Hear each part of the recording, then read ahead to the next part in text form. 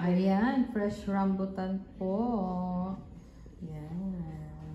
Napakatamis po niya. Fresh na fresh. Ayan. Ngayon po yung season ng rambutan at saka lansones.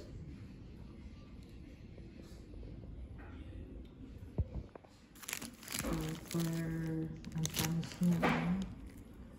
Kapipitas lang po nito.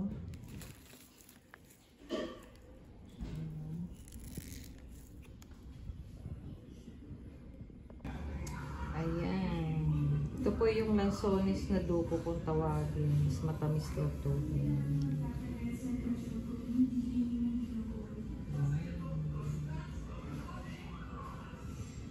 Fresh na fresh.